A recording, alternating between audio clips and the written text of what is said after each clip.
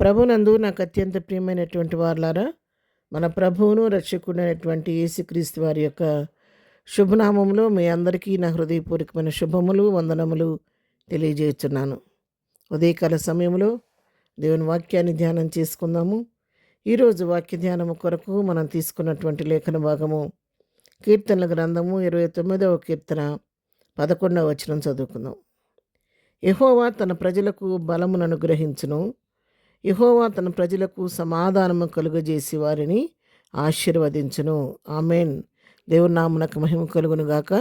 ఈ వాక్య భాగాన్ని మనం గమనించినట్లయితే భక్తుడైన దావీదు రాసిన కీర్తన, యెహోవా తన ప్రజలకు బలమును అనుగ్రహిస్తాడనే విషయాన్ని దావీదు తెలియచేస్తున్నాడు.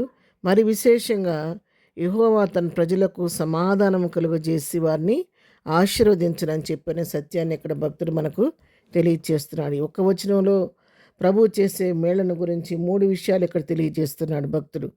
మొట్టమొదట తన ప్రజలకు ఆయన బలాన్ని అనుగ్రహిస్తాడు. ఆత్మీయ, శారీరక, మానసిక బలాన్ని ప్రభు ప్రతి వారికి అనుగ్రహిస్తాడు. తన శరణు వచ్చిన వారిని బలపరిచి స్థిరపరిచే దేవుడు మన దేవుడు. రెండవదిగా చూస్తే ఆయన తన ప్రజలకు సమాధానం కలుగు చేసే దేవుడు.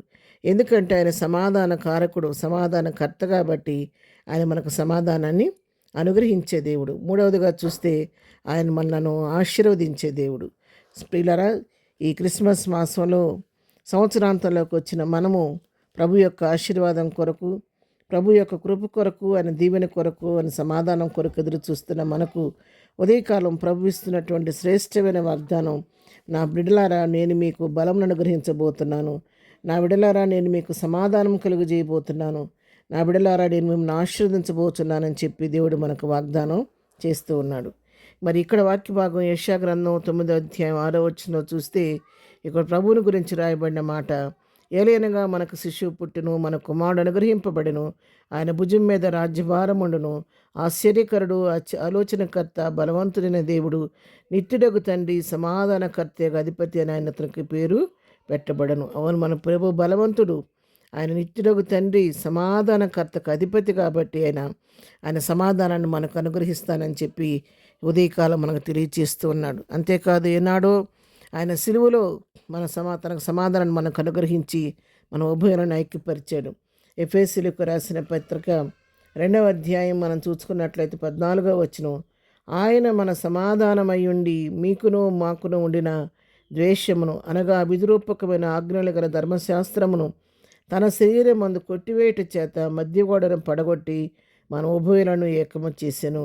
ప్రియులారా, ఆయన మన సమాధానమై ఉండి మనకున్నటువంటి ద్వేషాన్ని కొట్టివేసి, విధిరూపకమైనటువంటి ఆజ్ఞ ధర్మశాస్త్రాన్ని తన శరీరం మందు కొట్టివేసి ఆ మధ్యగోడను పడగొట్టి ఉభయులను ఐక్యపరిచిరని చెప్పి ఇక్కడ దేవుని వాక్యం సెలవిస్తుంది. ఒకప్పుడు ఇశ్రాయేలుతో మన సహపౌరులం కాక పరదేశులను వాగ్దానం నిబంధన లేని పరిజనులుగా, నిరీక్ష లేని వారుగా మనం ఉన్నప్పుడు, లోకమందు దేవుడు లేని వారిని ఉన్నప్పుడు, మనం క్రీస్తుకు దూరస్తులే ఉన్నప్పుడు ప్రభువు మనకున్న వారికి మనకు మధ్య నడ్డుగోడను పడగొట్టి తన శరీరం మందు విధిరూపకమైన ఆజ్ఞలు గల ధర్మశాస్త్రాన్ని కొట్టివేసి మన ఉభయులను ఐక్యపరిచి ఆయన మన సమాధానకర్తగా, సమాధాన కారకుడిగా మారాడు. క్రిస్మస్ అంటే ఏదో కాదు, ఆయన మనకు సమాధానం తీసుకొచ్చాడు. ఈ లోకానికి శరీరధారిగా వచ్చి మరి మనం పొందవలసిన శిక్షను తన పొంది మనకు బదులుగా తన మరణం పొంది, తన మరణం ద్వారా తన శరీరంలో ధర్మశాస్త్రాన్ని కొట్టివేసి ఆ ద్వేషాన్ని కొట్టివేయటం ద్వారా ఇశ్రాయేలుతో సహపౌరులుగా మనల్ని మార్చి తన సొత్తుగా, తన జనాంగంగా మనల్ని చేసుకున్నాడు. అదే నిజమైనటువంటి క్రిస్మస్. ఈ సత్యాన్ని తెలుసుకున్నప్పుడు నిజమైనటువంటి సంతోషాన్ని మన జీవితాల్లో అనుభవించగలుగుతాం. ఈ సత్యాన్ని తెలుసుకోకుండా ఎన్ని క్రిస్మస్లు చేసుకున్నా దానివల్ల మనకి ఏ మేలు లేదు. కానీ క్రిస్మస్ యొక్క సత్యాన్ని తెలుసుకొని, మన సమాధానకర్తను తెలుసుకొని ప్రభు పైన ఆధారపడితే మన జీవితాల్లో మెండైన దీవెనలు పొందుకొని ప్రభు కృపకు పాత్రలం కాగలుగుతాము. ప్రార్థన. ప్రేమగలిగిన తండ్రి, పరిశుద్ధుడా, నీ పాదములకు వందనాలు. ఉదయకాలం మాకు ఇచ్చిన శ్రేష్టమైన వాక్య భాగాన్ని బట్టి నీకు వందనాలు. అవును ప్రభువాను, బలవంతుడైన దేవుడవు, సమాధానకర్తవు, ఆశీర్వదించే దేవుడు కాబట్టి సమస్తను చేటకు శక్తి కలిగిన హస్తాలకు ఉదయకాలం మమ్మలను పిల్లలందరిని అప్పగిస్తున్నాను తండ్రి. నీకు స్తోత్రాలు. ప్రతి వారి జీవితంలో వారికి కావలసిన బలాన్ని అనుగ్రహించండి. ప్రతి వారి జీవితాల్లో, వారి కుటుంబాల్లో, సంఘాల్లో నీ యొక్క సమాధానాన్ని, శాంతిని సమృద్ధిగా దయచేయండి.